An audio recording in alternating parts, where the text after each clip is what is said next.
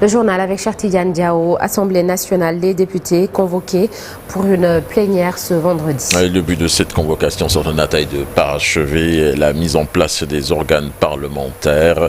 La plénière devrait commencer à 10h. Il sera consacré à la ratification des listes des membres des commissions permanentes.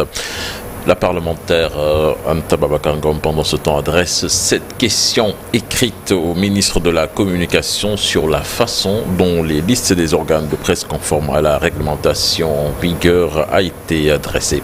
Je vous propose de suivre ces explications. Effectivement, j'ai déposé une question écrite pour interpeller le ministre de la Communication au sujet de la publication de cette liste des organes de presse dits conformes à la réglementation. Comme nous le savons tous, c'est une situation qui aujourd'hui soulève beaucoup de débats, d'interrogations et même d'inquiétudes, que ce soit chez les professionnels du secteur ou dans le grand public. Concrètement, j'ai demandé au ministre d'apporter des éclaircissements sur les critères spécifiques définis par la législation sénégalaise ou les régulations sectorielles pour déterminer la conformité des organes de presse. J'ai voulu ainsi savoir quelle est la garantie de l'impartialité et de la transparence dans ce processus de sélection des organes de presse dits conformes. Est-ce que les critères de conformité appliqués respectent pleinement les dispositions constitutionnelles du Sénégal, notamment en matière de liberté d'opinion, en matière de droit à l'information et de pluralisme des médias?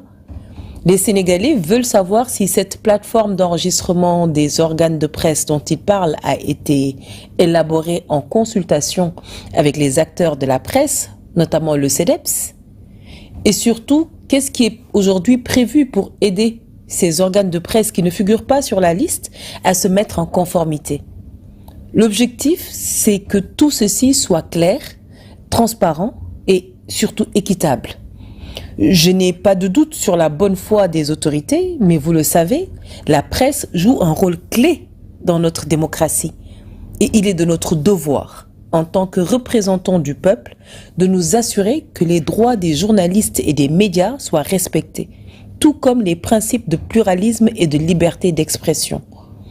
Je veux aussi insister sur l'importance du dialogue. Il faut que les autorités, que les acteurs du secteur et nous, citoyens, travaillons ensemble pour que cette réforme, qui a du potentiel, je le reconnais, soit appliquée de manière juste et surtout bénéfique pour tout le monde. Et Anta Babacar Ngom, député à l'Assemblée nationale.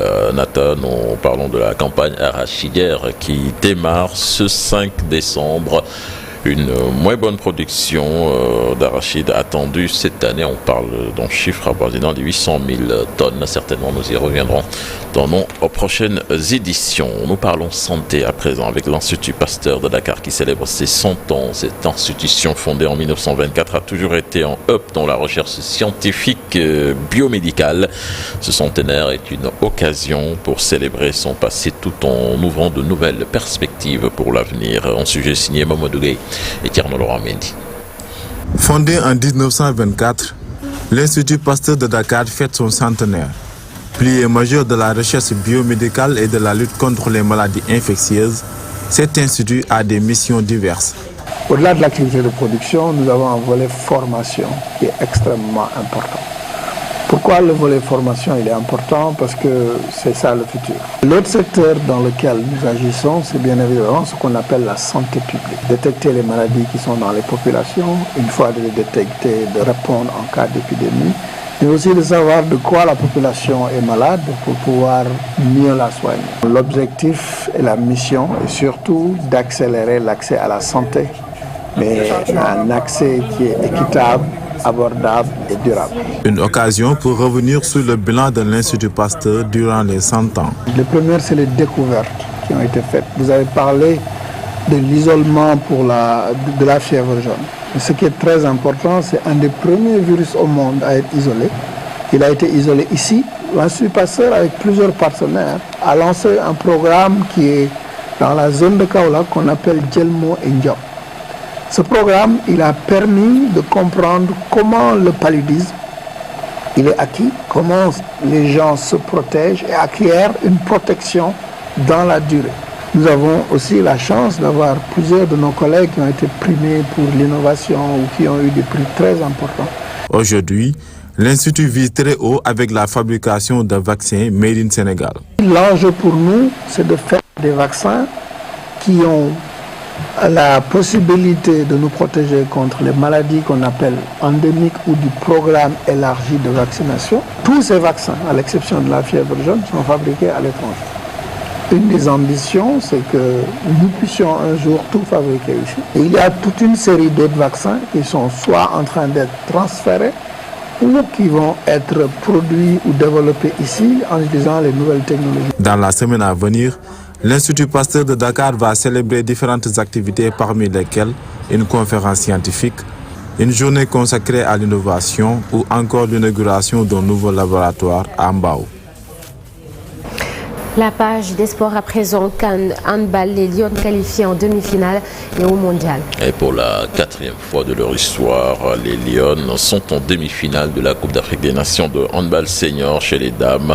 Les Lions ont sorti en quart de finale leurs homologues du Cameroun sur le score de 26-19 à la fin d'un match serré, très serré de bout en bout. On suit le récit de Chersadi Boudiara.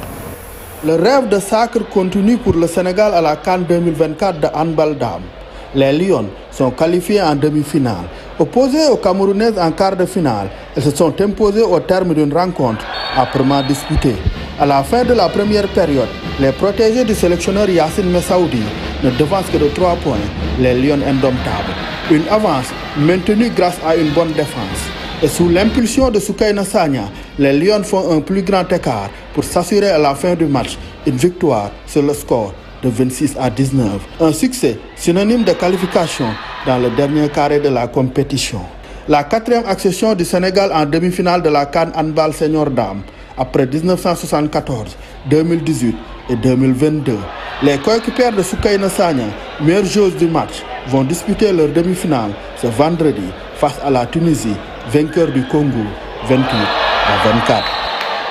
Et puis pour terminer, retenez le démarrage de la saison 2024-2025 de la Fédération sénégalaise de tir et chasse avec cette journée porte ouverte en vue des Jeux Olympiques de la jeunesse de 2026. Ce sera le dimanche, donc 8 décembre 2024 au camp tropical de Thiès. C'était l'essentiel de l'actualité nationale de ce matin. À tout à l'heure, cher Tidiane Diao pour le journal en Wolof et ce sera sous forme de brève. Ce matin, retour sur l'inauguration de l'aéroport